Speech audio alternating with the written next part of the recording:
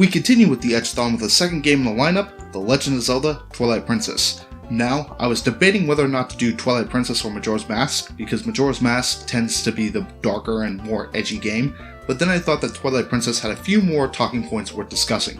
So, Twilight Princess isn't the most edgy game in this lineup, so to make up for it, here is a very dark and edgy character. Death walks up. This is Twilight Princess. Twilight Princess is the 13th entry in the Zelda series, and it was originally released on both the Nintendo GameCube and the Wii as a launch title in late 2006. It was originally developed as a direct sequel to The Wind Waker, but it eventually became its own game while Phantom Hourglass would become Wind Waker's official sequel. Twilight Princess sports a very realistic look compared to its predecessor, most likely due to the original backlash The Wind Waker received after a drastic change in art style. Now, if you were smart, like me, then you got Twilight Princess on the GameCube rather than the Wii, since even though it was a launch title for the Wii, players that were playtesting the demos complained about the difficulty in the control scheme. There was a mindset at the time that players should adapt to the Wii controls rather than make them intuitive and functional. And this, kiddies, is one of the reasons why I hate motion control. Keep your controls streamlined and accessible, otherwise it tends to kill the experience. And in its infancy, the Wii's motion controls were not the best while starting out. Ironically, I won't be looking at the GameCube version of Twilight Princess for this review. Instead, I'll be looking at the HD re-release on the Wii U in 2016. You might be asking why this is, especially since the HD version has motion controls. My answer is a simple one. It's easier for me to record, I won't have to mess with the aspect ratio, and the motion controls are not nearly as intrusive in the Wii U version. Plus, if you pre-ordered the Wii U version, you also got a Wolf Link amiibo and the Twilight Princess soundtrack. This means nothing to the review overall, but it's a bonus. Since Nintendo skullfucked the whole Zelda timeline with the release of Skyward Sword, I should point out exactly where this game stands in the story overall. Twilight Princess is part of the Child timeline from Ocarina of Time, which takes place after Majora's Mask and before Four Swords Adventures. You may be asking why I'm not looking at Majora's Mask and Ocarina of Time first like I did with Sonic Heroes and Shadow the Hedgehog. Aside from the mythos within the series, Twilight Princess is not a direct sequel to Majora's Mask, and thus has a little connection to the last game. As for the story of Twilight Princess, we'll need to go back to where this whole mess started. The series' main antagonist Ganondorf was captured after his attack on Hyrule. He's sentenced to be fucking executed by the Six Sages for his crime against the kingdom. So this took a dark turn real fast.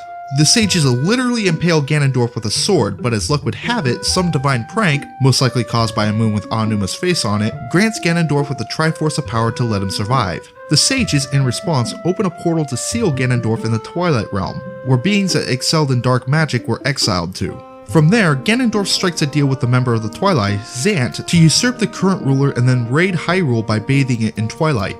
The Twilight forces the Light World beings to turn into spirits except for Zelda and Link, who both possess the other pieces of the Triforce. In Link's case, he's just a farm boy until the Twilight hits, and suddenly he's found himself within the body of a wolf, and it's up to him and the Twilight Princess Midna to sort shit out one temple at a time. Though Midna's motivation is to get the Twilight Realm fixed and her curse lifted, Link is mostly in it to rescue his friends from the village after they were kidnapped by Bulbins. And they look really fucking weird, just saying. In most Zelda games, you start off with a sword in your hand and wrecking house, but in Twilight Princess there's a bit of a downtime before you can really get into the action. You spend the first 3 in-game days in Ordon Village learning the controls, getting familiar with the townspeople, and spending some time as a wolf when the Twilight hits. I once timed a playthrough from a fresh file and found that even if you were efficient and not cheating, it would take you about an hour and a half before you can get into the first dungeon. That's not nearly as bad as Skyward Sword, but it's pretty damn bad. The upside to this is that you get to learn a lot about the mechanics of the game pretty early on, including mounted combat on your horse, which, by the way, is fucking huge compared to Link, even for a Clydesdale. As you progress, you will spend the first half of the game dispensing the Twilight by restoring the Light Spirits, then entering the local temple to retrieve a fused shadow for Midna. These items wreak havoc for inhabitants of the Light World, but during the time they're the only weapons thought to be used against Zant. That is, until he appears at the midpoint and takes them away. The second half of the game is spent fixing the Mirror of Twilight to get to the Twilight Realm to ruin Zant's day before going to Hyrule Castle to tell Ganondorf to go fuck himself. Along the way, Link will encounter a golden wolf that will take him to a separate realm where he gets to learn special sword techniques given to him by the spirit of the Link that was in Ocarina of Time and Majora's Mask. Most of these techniques are optional, but they really do help out on certain enemies, namely the Dark Nuts, which look badass in this game by the way. Link naturally gets a series of items on his journey, but this go around we have many of the same items previous Link incarnations carry, only with a few adjustments. For example, the Gale Boomerang not only functions as a typical boomerang, but the wind element it has also can be used in puzzles or disorient enemies. And if you're unbelievably immature like me, then you pronounce the Gale Boomerang as Gay Old Boomerang. Next we have combinations with the bow and bombs to fire bomb arrows, or the Hawkeyes that can make much more accurate shots. And of course, who can forget about the claw shot? It functions just like a hook shot from older games in the series, but it allows Link to hold on to the surface he's attached to. This doesn't mean much until you get to the city in the sky where you get a second claw shot so you can go full Spider Link up in here. I find that the main two items that really fall flat are the slingshot and the spinner. The slingshot is just pointless and quickly replaced, and the spinner, as fun as it is, barely has any uses outside the temple you find it in. Now let's address Link's wolf form. There's not really a whole lot to this form. Granted, Link's faster and Midna rides him in an ironic way, but the wolf form doesn't have much use. In this form, Link can use his sense to locate smells, ghosts, and buried items which he can dig for. It's pretty cool, but I find that the screen change can get distracting occasionally.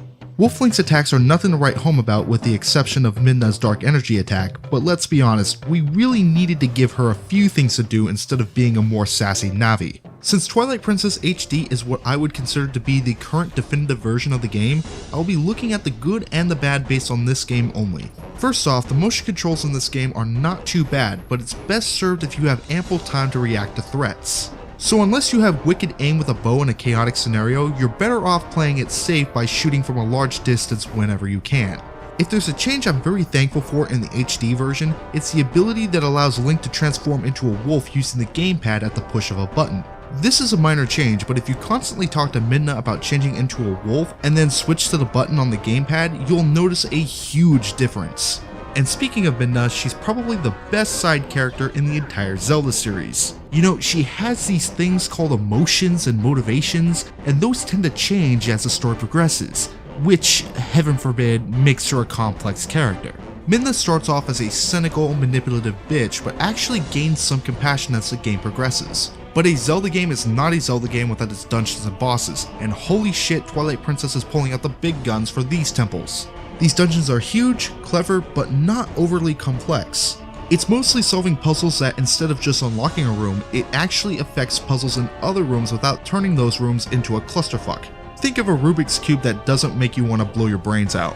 My favorite dungeon has to be the Temple of Time, where you literally go back in time to when the temple was pristine. It's one of the most straightforward dungeons, but getting to that arena with the first Dark Nut you face really feels like a test of skill. But of all the battles you get in, the best is the one that's saved for last, which is against Ganondorf. You face him in 4 ways: when he possesses Zelda, his beast form, on horseback, and finally a sword-on-sword showdown. It might be bold of me to say, but I find that the final showdown in Twilight Princess is even better than the one in Ocarina of Time. Even though veteran Zelda players have faced Ganondorf a few times before in other games, the build-up feels greater than previous versions, which is probably due to how calm and serene the castle is as you make your way to the throne room. Lastly, the mounted combat is quite awesome now that you can use a sword. The last time horse-based combat was used was in Ocarina of Time, and you can only use a bow for some reason. These are just a few things that I absolutely love about the game, but now it's time to start bitching about it. And bitch I shall. Let's go over the most standard of complaints, the transition to high definition. Much like with any ports and re-releases such as Skyrim, a graphics update mostly just means tweaking the textures and messing around with the lighting instead of fixing some of the actual problems the textures might have. And my god, the townsfolk in Ordon Village are fucking creepy. Maybe some of the entire faces should have been changed as opposed to just a touch-up. Speaking of looks, I think someone at Nintendo needs to address the idiot in charge of the bloom button. Wind Waker HD had this as well, in that the light levels would just flood the screen with brightness. Twilight Princess already had a bit of a bloom problem to begin with, but then someone decided to take it one step further. That's just one issue, but then there's the matter of the Twilight and Zant. In order to get to every temple in the first half of the game, you must clear the Twilight by restoring the Light Spirit by collecting the tears of light the Twilight insects contain. And man, does this part of the game drag on. But that's just step 1. Step 2 requires that, for most of the dungeons, to do something story related in order to access those dungeons. The Water Temple, for instance, would require you to first clear the Twilight, then escort the Zora Prince to Kakariko Village through monster-infested fields in order to get the Zora Tunic to get to the Water Temple. And each of these steps take a decent amount of time to complete. But then there's the fucking city in the sky and getting to it, which requires you to inquire about Ilya's memory, find a statue, go save Oshika Woman to restore power in the Dominion Rod so you can collect these words from these owl statues to complete a book, to get access to a cave that contains a cannon that you'll need to get fixed in order to get to the city in the sky. But let's rewind a little bit and talk about the sudden amnesiac in the fucking room. Ilya is a villager from Ordon and the romantic interest for Link in this game. Not only does she not have much of a character, but after she's captured, she loses her memory without any rhyme or reason and serves no legitimate purpose for the plot outside of padding. Hell, that little shit that took over the store in Kakariko has more character development than she does. Speaking of little shits, Zant. Zant is the main antagonist for most of the game until Ganondorf shoves his big dick into the picture, and for the most part he's cold, calm, and threatening. That is, until you actually confront him and learn that he's just a whiny little bitch that wanted to be in charge, just like a certain figurine I threw a little bit ago. I'll admit though, wrecking Zant in battle does feel satisfying, especially after the bullshit that was the Twilight Palace dungeon. The last thing I should address comes from a complaint I've heard from fans, which is that Twilight Princess is just kissing the ass of Ocarina of Time. A complaint that I frankly find stupid. Twilight Princess does a lot to ground itself within Ocarina of Time, but so does the Wind Waker. The only difference is that there's visual similarities to Ocarina of Time, such as landmarks in Twilight Princess, while the Wind Waker literally had these landmarks wash away. I find that within Twilight Princess, the legends of Ocarina of Time are just that, legends. So much time has passed that you can see ancient buildings like the Temple of Time, lost and forgotten. It makes the story as well as the landscape much more interesting, which in turn complements the mythos that make Ocarina of Time legendary. It's like, dare I say, Twilight Princess was supposed to take place in the same location as Ocarina of Time or something. Consider this. If you lived in a place that had an ancient civilization, would you want to explore it over a deep ocean or be able to examine it up close? If your answer was ocean, I would first question your judgment before offering you a snorkel. All in all, Twilight Princess is still a fun game. There is padding and some parts of the game do tend to drag a bit, but for what it's worth, the game does make up for it in great dungeons, involved combat, and some creative changes in the item system.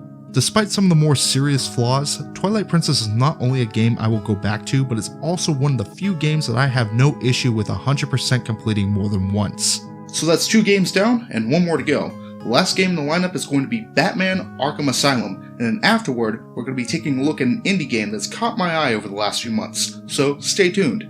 This has been Regnilla, and I will see you again next time. Take care, people.